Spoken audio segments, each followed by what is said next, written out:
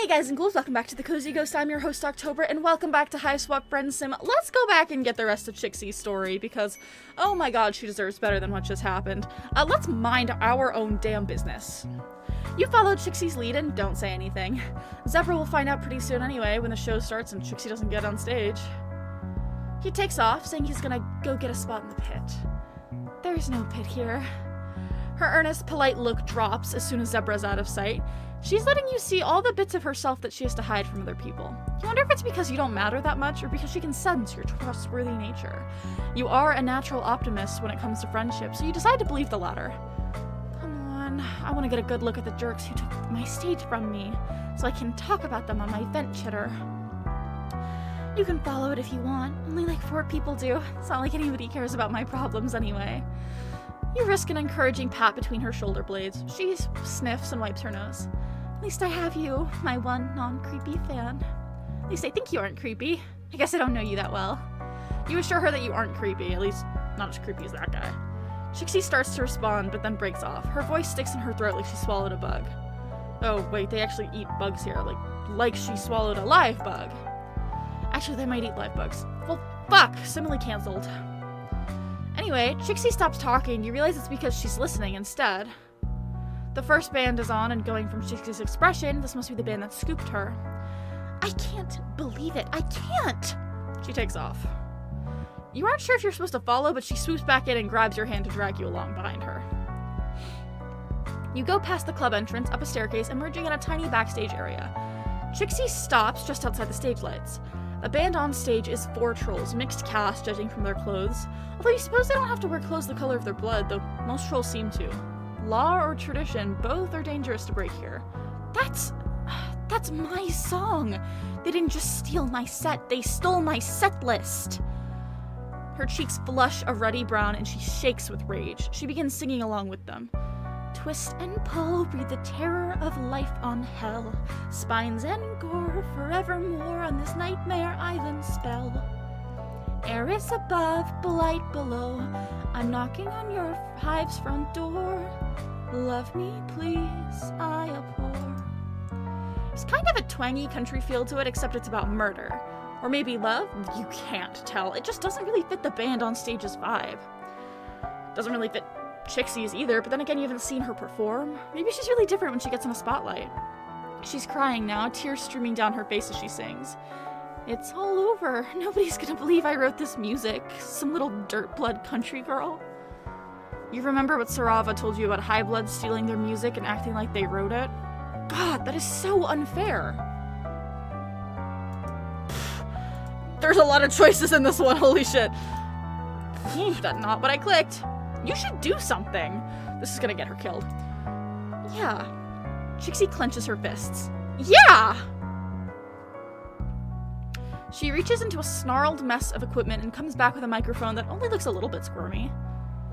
Then she walks over to a costume rack and pulls down a mask. It's plain white, like the Phantom of the Opera's mask, jarringly stark against the gaudy, organic styles of almost everything else on Alternia.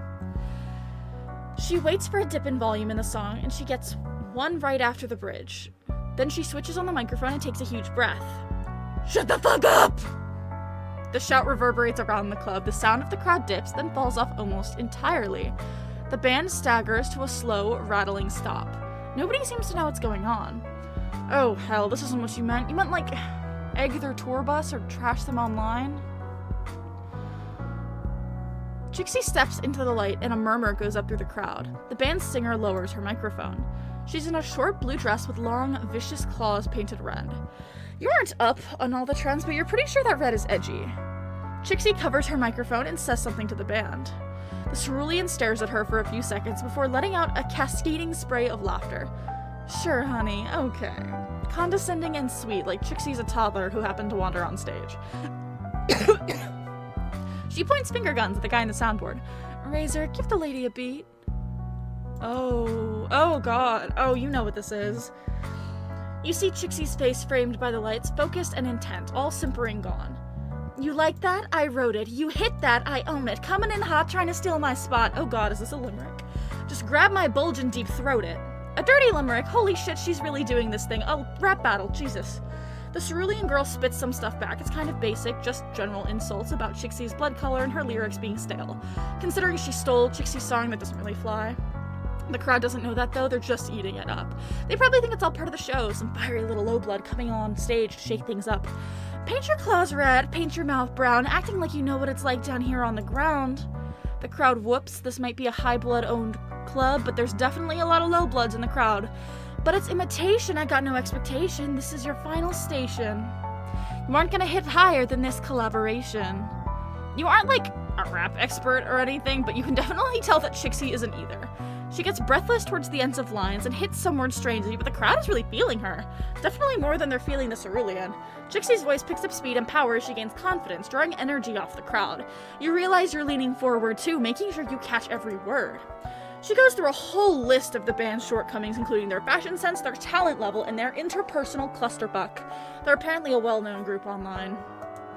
She throws in some stuff about them stealing her music, and the crowd oohs like this is a middle school cafeteria. So kill me, call the drones. Won't change a bit of what they all know. When you're a thief, what do you expect? I beat you all square. Hey, show some respect. Chixie drops the mic, the room erupts. You can't tell I'm not a rapper. Holy shit, that was awesome! She just came with all that on the fly? The cerulean looks furious, and another troll runs onto the stage to try to get the crowd under control. They're all chanting, mask, mask, mask. Chixie runs back off stage, chucking both the mask and the microphone back where she found them. Immediately freaks out. She grabs you and you run all the way back out to the alley where you met, letting the door close behind you. Guess you're done with that club. Chixie's eyes are round and shell-shocked. I just did that. Yeah, she really did.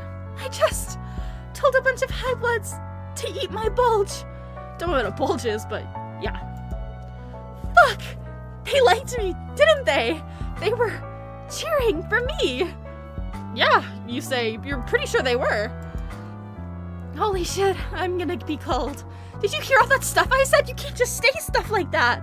You remind her that she was wearing a mask when she said that. Oh, right. Nobody will know who I am. I'm safe. Oh, but that means nobody will know it was me. You aren't quite following. I'm not gonna get any credit at all. God, why does everything in my life have to be so metaphorically resonant? Oh, girl, you feel that. You def know what that's like. Hey, that was pretty dope. Both of you jump about a foot in the air. A low blood in a hoodie and a pair of sunglasses slouches against the brick beside the back door. Either you are seriously impaired today, or he is seriously good at sneaking. Got any stuff online? He asks Chixie. She gapes at him. But I was wearing a mask. How did you know? Well, you're standing right outside the door, and you're wearing the same clothes you did on stage, so... Oh, right. Clever of you. Don't worry about it. Plausible deniability, right? Catch you later. He slinks off, one hand raised in a casual, cool guy farewell. See, you tell Chixie, some people will figure out who you are. Possibly just randos outside of the clubs, but still, she can do this. She can make her dreams come true. You're totally right. I so can. I guess all hope isn't lost. At least not until another insurmountable obstacle comes along.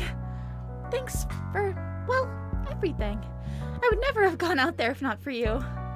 She hesitates for a few seconds, then goes in for a slightly damp hug. Sorry, stage lights and terror make me sweat. Aww.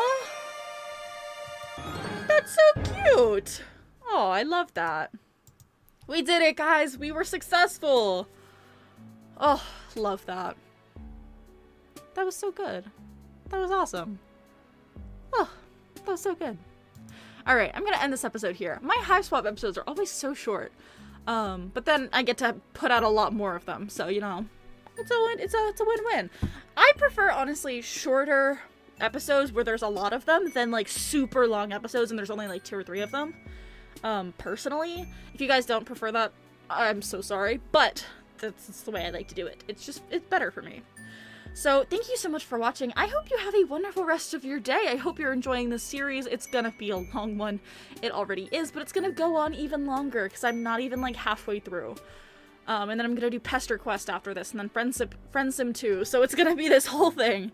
But it'll be totally worth it, I promise. So, thank you so much for watching. I hope you have a wonderful rest of your day.